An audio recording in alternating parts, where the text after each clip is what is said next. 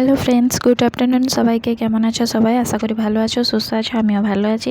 তো দেখো, এই যে সেদিনকে যে গাছগুলো নিয়ে আসছিলাম নার্সারি থেকে, তো এগুলোকে আমি শেডের নিচে রেখে দিয়েছিলাম। তো আজকে 3 দিন হয়ে গেছে। তো তার জন্য ভাবলাম গাছগুলোকে তাড়াতাড়ি রিপোর্টিং করে দিই। তো আমরা যারা গাছ লাগাই তাদের কাছে কিন্তু টবগুলো শর্টই পড়ে যায়। তো এই যে আর্ডেনিয়াম গাছের জন্য কিন্তু বেশি বড় টব লাগে না।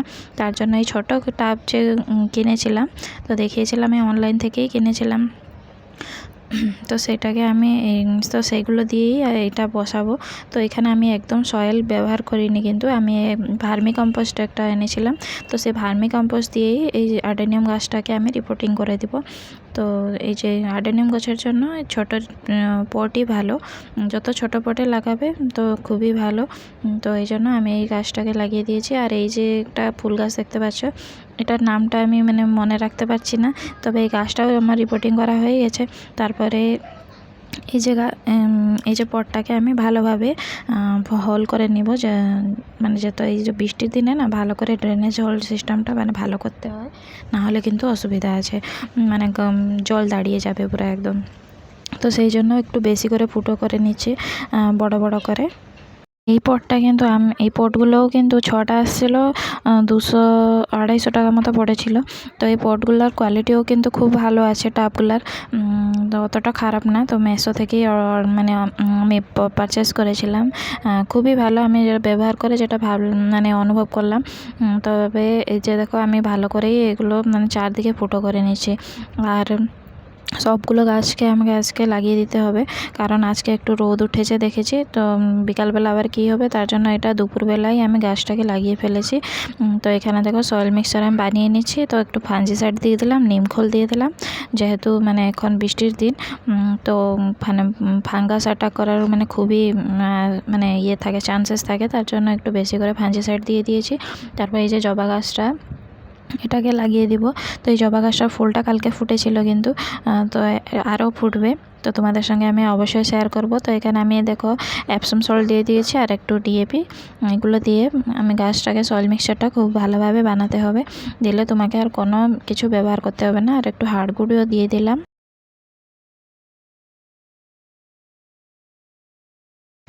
গাছটা যেই ব্যাগটাতে বসেছিল, দেখো কত সুন্দর করে বেরিয়ে যাচ্ছে, ওর সয়েল মিক্সচারটা এত ভালো। এইভাবেই সয়েল মিক্সচার বানালে কিন্তু এই দেখো একটা কি উড়ে গেল। আমি তখন না এত ভয় পেয়ে গেছিলাম, এখন আমি দেখে বুঝতে পারছি এটা কি ছিল। তো এটা একটা উড়ে গেল, দেখো পোকাটা আমি তো ভয় পেয়ে গেছি, তখন এত জোরে চিৎকার করেছি বলার নেই। তো এখানে দেখো আমি সয়েল মিক্সচারটা হয়ে গেছে। তো এখানে আমি বসিয়ে নিচ্ছি গাছটাকে ভালো মতো। তো এই গাছটার ফুলটা না খুব সুন্দর দেখতে কিন্তু।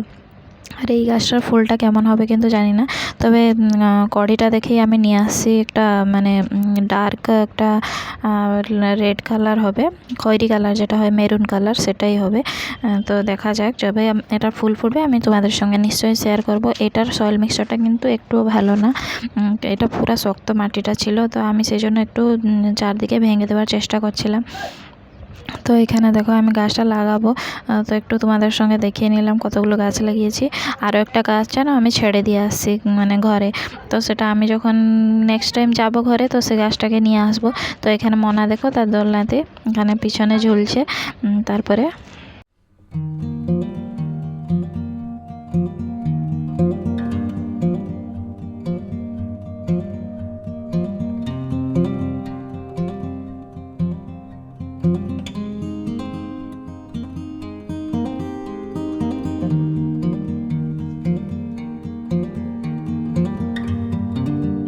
তো আমার গাছ লাগানো হয়ে গেছে কমপ্লিট। তো এতটাও রোদ নেই, তার জন্য গাছগুলো লাগিয়ে আমি রোদেই রেখে দিয়েছি। অতটা রোদ ছিল না, তবে এখন কদিন ধরে কিন্তু বৃষ্টিও হচ্ছে না, তার জন্য গাছগুলো লাগিয়ে একটু কেমন হয়ে গেছিলো, তার জন্য ওদেরকে একটু জল দিয়ে দিলাম। তো বাস, আজকে গাছ লাগানো আমার কমপ্লিট। তো এতক্ষণে না আমার 12:30 মতন বেজে গেছে। তো এখন রান্নাবান্না করতে হবে। তো সেই জন্য আমি গাছগুলো লাগিয়ে এখানে জল দিয়ে চলে যাব।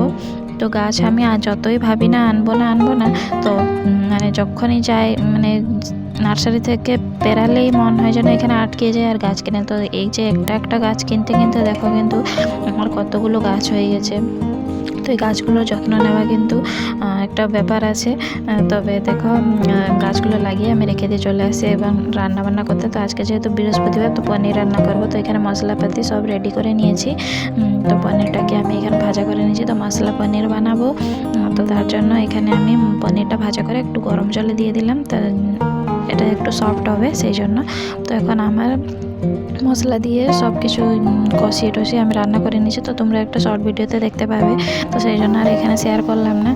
তারপরে আমি এখানে একটু চিনি দিয়ে এটাকে নামিয়ে নেব। একটু মিষ্টি মিষ্টি হলে ভালো লাগে।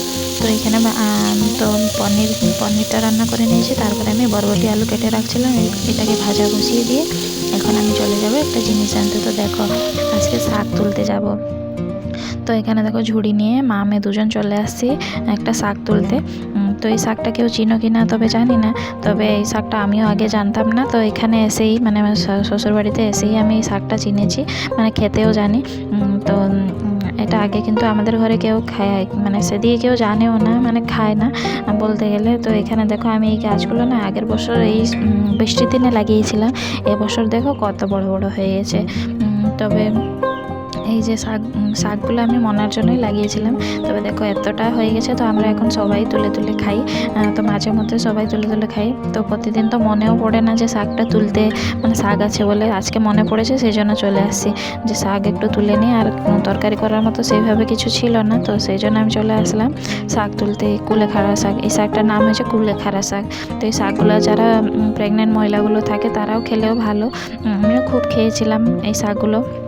তো এগুলো মানে বডিতে রক্ত বানানোর জন্য খুবই হেল্প করে। তো এটাকে তোমরা খেতে পারো। তো এখন দেখো মনা কি বলছে। তো আমার শাক তোলা কমপ্লিট হয়ে গেছে। তো এখন অনেকটা লেট হয়ে গেছে, ভিডিও করতে গেলে কিন্তু অনেকটাই লেট হয়ে যায়, রান্নাবান্না সব কিছুই বলতে। তো এখানে আমি এই শাকগুলোকে কেটে কেমন রান্না করব। তো দেখো, তো একটুখানি শাক যেহেতু, তো এখানে আমি আলু দিয়ে দিয়েছি।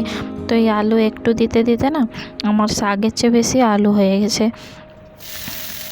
তো এখন আমি এটাকে সিদ্ধ করে নেব, একটু হালকা সিদ্ধ করে নেব, ভাপিয়ে নেব।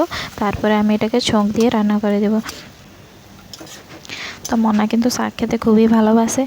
তো স্পেশালি তার জন্যই আমি শাকটা তুলে আনছি, ও খাবে বলে। তো এখানে দেখতে পাচ্ছ, এই যে দেখো প্রতিদিন এরকম আমি ফ্রিজের উপরে মানে খুলে একদম ভিতরে দাঁড়িয়ে যাবে। তো এখন আমার রান্নাবান্না মানে কাটাকুটি কমপ্লিট হয়ে গেছে। তো এই জায়গাটাকে আমি পরিষ্কার করে নিচ্ছি। তারপরে এই দেখো আমি শাকটায় ছুঁক দেওয়ার জন্য রসুন আর একটু জিরা দিয়ে দিয়েছি। তো এখন আমার রান্নাটা কমপ্লিট হয়ে গেছে। তো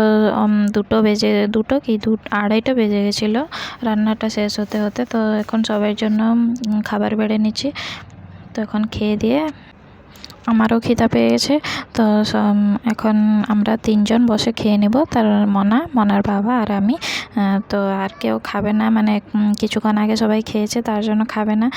তো আমরা তিনজন কিন্তু খাইনি সকালে খেয়েছিলাম 2টো 2:30টা যেহেতু বেজে গেছে, অনেক সকালে খেয়েছিলাম। তো খিদা পেয়ে গেছে, তো এখন আমরা তিনজনই খেয়ে নেব। তো আজ মানে ভিডিওগুলো সত্যি বলতে গেলে আমার ঠিকঠাক পোস্ট করা হচ্ছে না, মানে টাইমটা এদিক সেদিক হয়ে যাচ্ছে, সময় পাই না। সত্যি বলতে গেলে সময়টাই মানে খুবই অভাব আছে।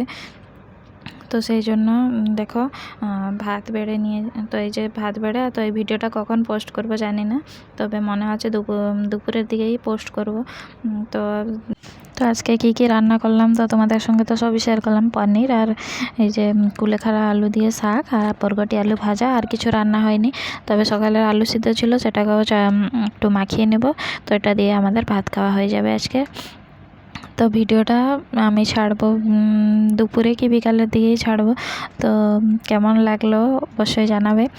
আর মানে রেগুলার আমার ভিডিও দেওয়া হয়ে যাচ্ছে জানি, তো সেই জন্য আর কি করা যায়।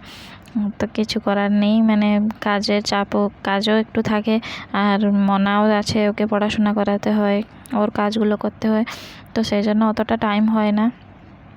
তো ভিডিও দেওয়ার চেষ্টা করছি। তো এখন আমরা খেতে বসে আছি। আজকের ভিডিওটা আমি এখানে শেষ করলাম।